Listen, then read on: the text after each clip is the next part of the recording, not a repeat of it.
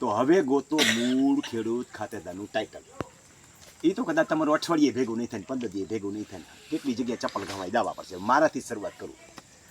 મારી જમીન છે, આ જમીન આ મેં આમની પાસેથી ખરીદેલી હતી, એને આની પાસેથી ખરીદેલી હતી. મારે શું કરવાનું છે? તૂટતી ખેડૂત ખાતેદારના સંદર્ભમાં આ બેના ટાઇટલ સુધી પહોંચવાનું છે.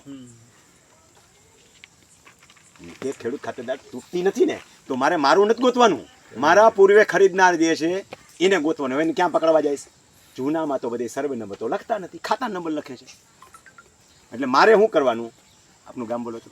પીપરાડા. પીપરાડા, મૂળી તાલુકાના પીપરાડા ગામે મારે જવાનું.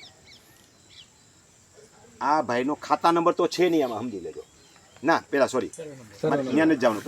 પેલા મારે ક્યાં જવાનું? આ નોંધ અહીં પાડે પડી થોરાડામાં જવાનું. મારે એ નોંધ નંબરના સાધની કાગળ કઢાવવાના. એને ભલે ને ખાતા નંબર લીધા, સાધની કાગળમાં હાથમાં દીધા છે કે નહીં દીધા હોય?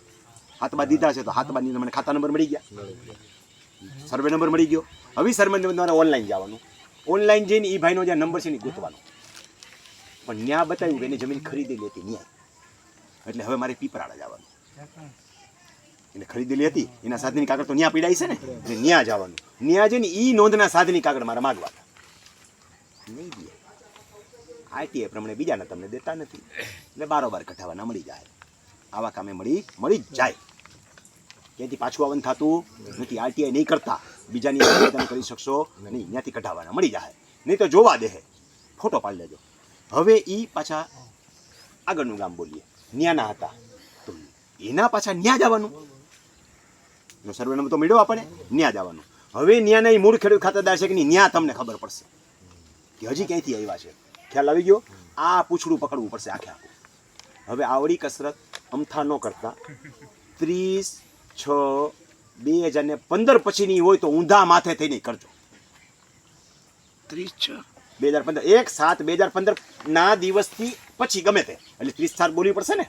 1/7 એમાં આવી જાય છે. 1/7/2015 અને ત્યાર પછી એના કરતા સરળ ઓલું રહેશે ને 30/6. ઓલો શબ્દ સરકેલોમાં આ છે, હું સરળ શબ્દ બોલું છું. 30/6/2015 નો દિવસ પૂરો થયો, પછી 1/7/2015 નો દિવસ શરૂ થયો, એ પછીનું કોઈ પણ સેલનું ટ્રાન્ઝેક્શન હોય તો ન્યા સુધી જાજો. નહીં તો 300% પેનલ્ટી છે જો ખેડૂત ખાતેદારી તૂટતી હશે તો. પણ જો તમારું આવું ટ્રાન્ઝેક્શન 1/7/2015 પહેલાનું, એટલે 30/6/2015 ના દિવસથી બેકડેટ હશે તો કાંઈ ચિંતા કરવા ન જતા. 10% પેનલ્ટી આવશે, ભરી દેવું જંત્રી. તેથી આવે તેથી હતી જ. આમાં કોકે મેં કીધી કે 10% પેનલ્ટી ભરો. એ તો કોક કયો કોને કીધી હતી મેં? હા, આમાં કાંઈ ઉપાધિ કરવામાં 10% પેનલ્ટી આવશે, ભરતો. એનાથી તમે ખેડૂત તમારું હોય તો તમે ખેડૂત બની જતા નથી. પણ તમારા પૂર્વ વેચનારનું હોય તો તમે છટકી ગયા. સમજો બરાબર? એમાં તમે પોતે હો ને તો તમારી ખેડૂત ખાતેદારી તૂટે છે. 10% પેનલ્ટી ભર્યા પછી પણ તમે ખેડૂત નથી રહેતા, ખાલી 10%માં ગયા. બેનો તફાવત સમજાય છે? ઓલામાં 300% પેનલ્ટી સાથે ગધીન ફારી બધું જાય છે.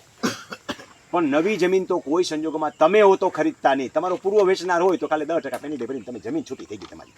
બે વચ્ચેનો તફાવત સમજવો થોડો અઘરો છે, પણ થોડુંક મારા વિડીયો જોજો એટલે બધું સમજાશે. 4 વાર હું બોલું એના કરતાં 4 વાર ગૂગલ પાસે બોલાવજો, યુટ્યુબ પાસે બોલાવજો.